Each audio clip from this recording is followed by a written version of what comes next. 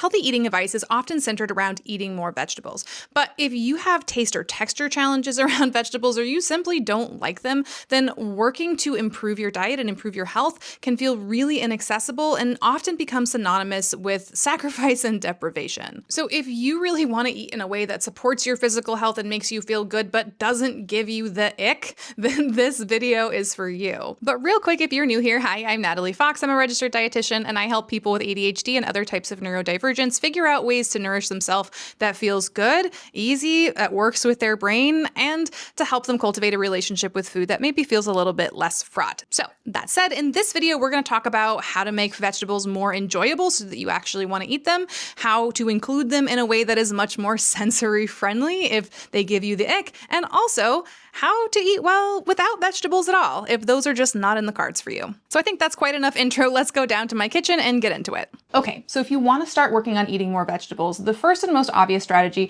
is to figure out how to make them pleasurable and something that you enjoy. Don't treat them as the mandatory tax that you have to suffer through in order to get to the good part. And there are a few ways you can approach doing this. The first one is to figure out how to make vegetables the main event. And you can either do this by experimenting with new ways to prepare vegetables so that they're super tasty on their own and you're excited to eat them, or that could mean incorporating them into the main part of your dish so they're not a separate thing that you have to eat. They are part of the yummy stuff. So here's a really good example of this. This is steamed plain cauliflower that somebody might put on the side of their dinner in order to make them feel more satisfied and to make sure they get their fiber. And don't get me wrong, I actually do love just plain steamed vegetables from time to time, but I am not jumping out of bed to make this. And if I'm short on time and I don't have the energy to cook, I am not gonna put in the effort to make this because it's just not rewarding enough to be worth the effort. Whereas this is my absolute favorite way to prepare cauliflower.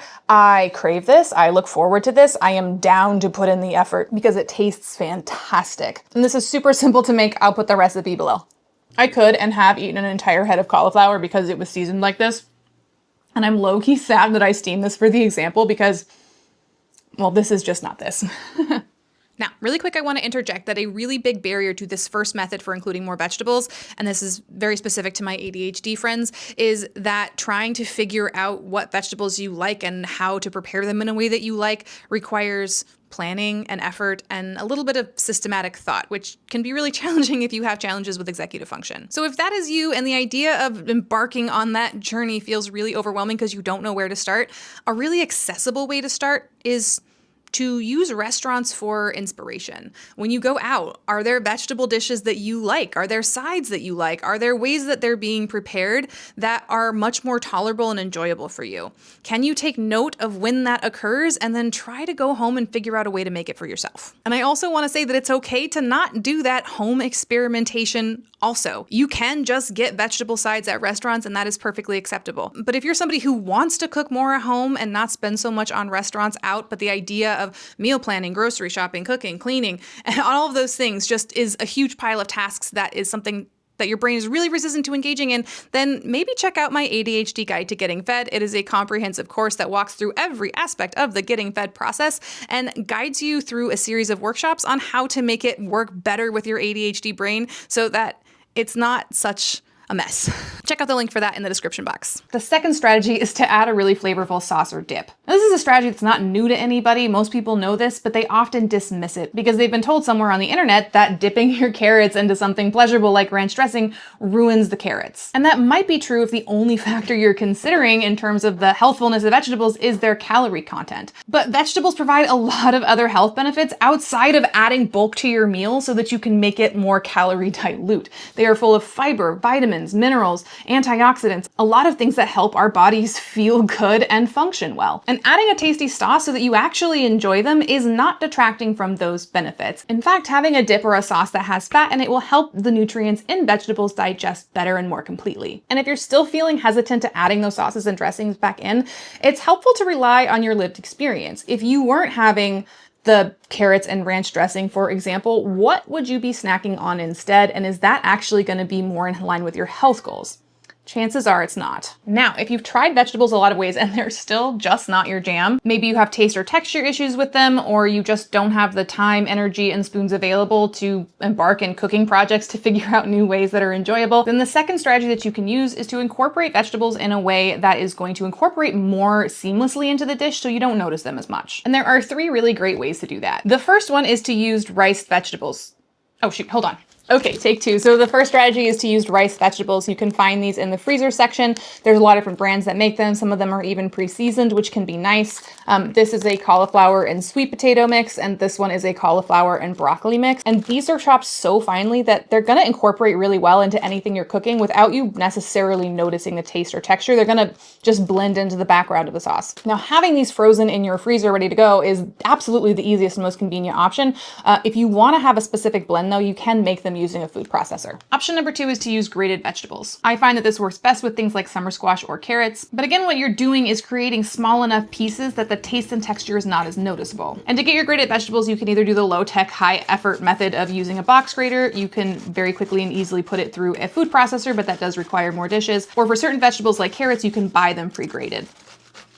I am really wishing that I pulled out my food processor for the second one, but the idea of washing more dishes for this video was just not gonna happen. And I'm so close.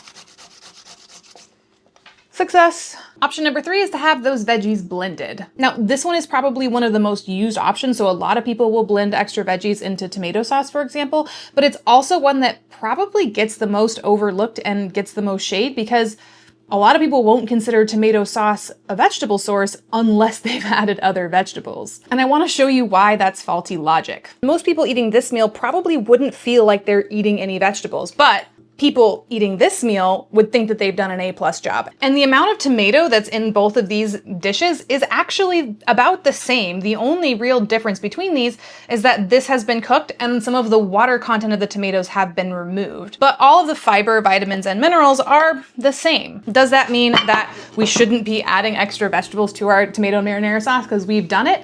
No, not necessarily, but I think a lot of people are a little bit too hard on themselves and overlook really accessible options for getting in vegetables that might be a better fit for their taste and texture needs. And always I like to remind people that if you don't like vegetables, that is okay. No vegetable is mandatory. Only eat things that you enjoy. Otherwise, you're probably going to be giving yourself a little bit of food trauma. And while we're on the topic, if you are somebody that has taste or texture issues with vegetables or very strong food aversions, but those are things you would like to challenge, please know that there is a time and a place for doing that kind of exploration. When neurodivergent folks are burnt out, stressed out, overwhelmed, or dysregulated, it is really common for their tolerance to certain tastes and textures to diminish and for the list of safe and acceptable foods to become much, much smaller. And so if life for you right now is a little bit rocky, then trying to push past those taste and texture icks not only won't be very successful, but it will probably worsen your dysregulation and deepen your burnout. So please, please, please only work on expanding your list of acceptable foods when you are in a place where you are calm and regulated. And try really, really hard not to put pressure or expectation around what this process looks like and how fast it goes. Now, if vegetables are just not in the cards for you, that's okay.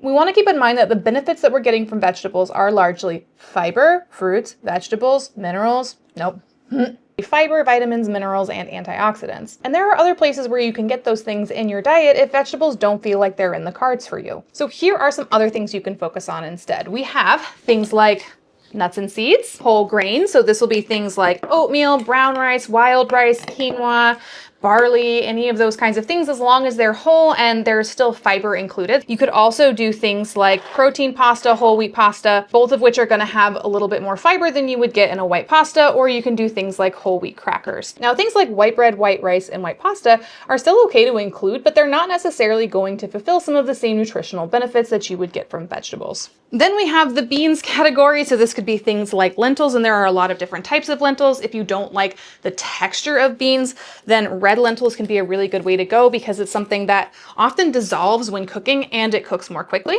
Or you can have your classic white beans, pinto beans, black beans. You can get them either dry like I do, because I like to cook them in an Instant Pot, which is pretty convenient, or you can get them canned, which is much more convenient and just as good.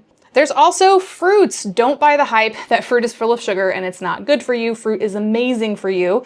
Any kind of fruit will do. And if fruits don't feel very accessible, you can also get like applesauce packets, and that's still going to give you some of those benefits. So if you're thinking about using these items to make some kind of meal that is still very beneficial for your physiology but doesn't include vegetables, some examples of this could be a peanut butter and banana sandwich on whole wheat bread. That could also look like oatmeal with walnuts and berries, or that could look like your classic meal of rice and beans. All right, so that's what I got for you. I never know how to wrap up these videos. So I guess subscribe if you want to see more content around how to make eating more pleasurable and more neurodivergent supportive. And also if you'd like to learn how to cultivate a friendlier, more easeful relationship with food so you can break through some of these challenging eating cycles, because that's mostly what I talk about here. And also maybe check out some of the other videos on my channel if you feel so inclined. In the meantime, I'm gonna have my lunch with the pasta with zucchini, and I put the cauliflower on top. Honestly, this cauliflower is banging on pasta, so you should give it a try. Okay, bye. Dropped it.